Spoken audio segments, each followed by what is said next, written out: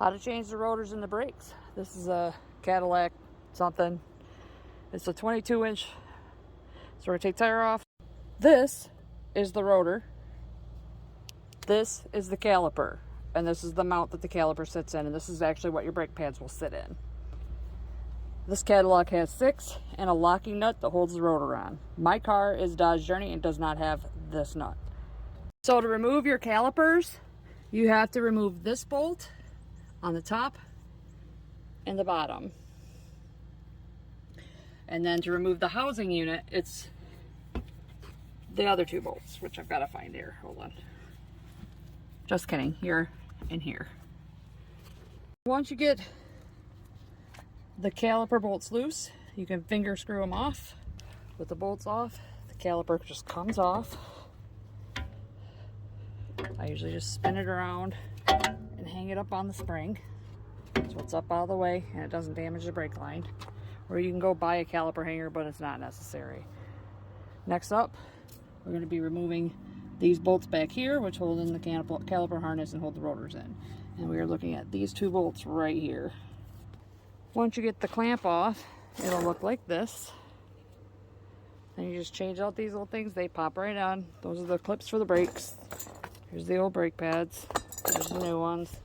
And that's what your rotor looks like. You're going to remove this screw, slide the rotor off. Took the screw out, the rotor's going to slide right off.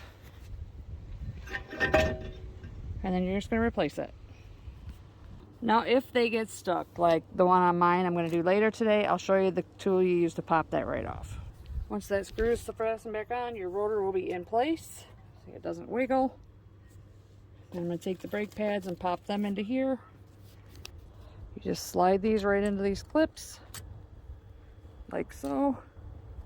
And then you're going to harness that back on. You slide it into place, and then you're just going to screw it back together. These are the bolts that hold the bracket in. These are a 19mm on both the Cadillac and the 2014 Dodge Journey. If you're like me and you get confused about the righty-tighty, lefty-loosey, it's whichever way you're facing. So if you are facing the screw, it would be lefty-loosey, righty-tighty. So you have to imagine yourself facing it directly, even if it's behind you.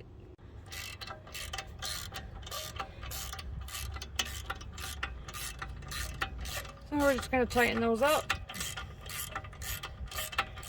Remember that caliper that we spun up here and hang on the hook? Now you have to use a clamp, a C-clamp, to tighten those down.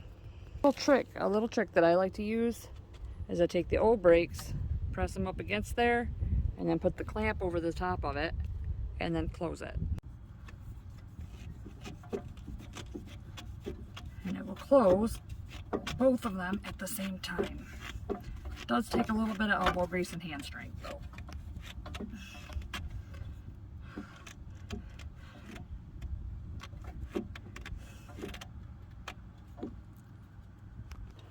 Once you get the caliper squeezed in, you slide it back on and then just screw the bolts in and you're done. Once everything is screwed back in, it will look like that. Everything is screwed on correctly. And if you're wondering why the jack is under there, I use it for leverage when the locks are tightened too hard. Bingo, bango, bongo, tire is back on.